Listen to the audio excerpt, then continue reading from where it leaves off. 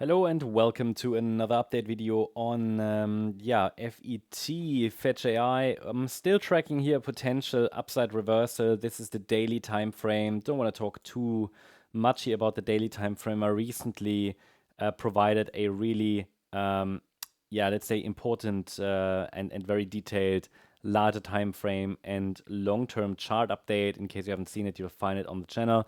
But overall, the idea is just briefly that we are in a process of potentially turning around to the upside. That is valid as long as the market holds above the 43.2 cent level. So I am looking for higher prices, but only as long as we're holding 43.2 cents. Below that level, the risk is that we've never really bottomed there in a wave 4. I have to say, it does look like a pretty clean 5-wave move up. So based on what I see, based on what the model tells me and what we would normally expect from an Elliott wave point of view, I'm watching for higher prices. And the condition, as I said, is that we're holding above 43.2 cents. And this is the invalidation point. We must hold above the swing low there from April, because the 43.2 cent level is not an invalidation point. That is where probabilities shift. The 34.9 cent level is the April low. And that is the level where really we have a formal invalidation. But the question might be, where could the target lie?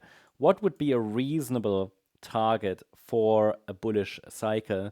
And again, I don't necessarily expect it to be reached, because too much can go wrong along the way. But if we really call this move up, and this kind of makes sense at the moment as one of the relevant scenarios, if we call this move up from the 2020 low an A wave, a B wave, and then now this move up a C wave, then a typical Fibonacci extension target is the $6.20 level, the 100% extension. This is my first milestone target if the price gets to all-time high territory. So it serves as orientation, looks a bit like a 10x from here, but as I said, a lot can go wrong along the way. I always say with charts like these, we have to take it level by level, which means we are going to watch if the market can hold this support area that we're tracking right now.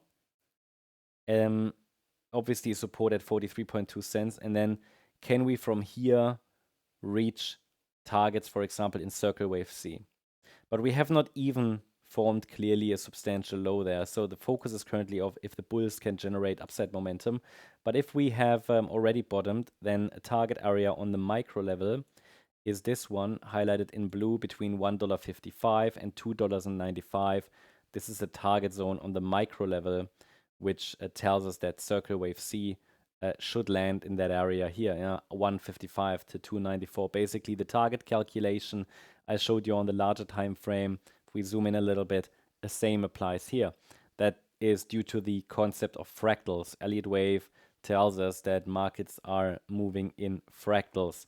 Let us also take a quick look at the shorter time frame, but it should be clear now which key level must hold. On the shorter time frame, we can see this here as a wave 4 sideways consolidation pattern, which honestly might have bottomed or might be in the process of bottoming here in this wave 4. Obviously, this is the rally from the 22nd of June low, but it's only in 3 waves. So this here might be a wave 4, and we get one more high in wave 5. Important in a scenario like that is that the market doesn't break below the 64.4 cent level. Yeah, the 50% retracement, because any break below that 50% retracement level indicates that a larger correction is unfolding. Now, while that sounds common sense, why do you need to tell me that? It's important because the 50% retracement level is a key level. That means the structure is changing, right? The market can move within these defined parameters quite freely. But if it breaks below 64.4 cents, then it's either already wave 2 unfolding, or we are going to go for another low. But the probabilities of upside follow-through will then reduce, or at least it will be unclear, given that the rally from that last swing low there is really only in 3 waves. And that means we're not dealing with an impulse to the upside.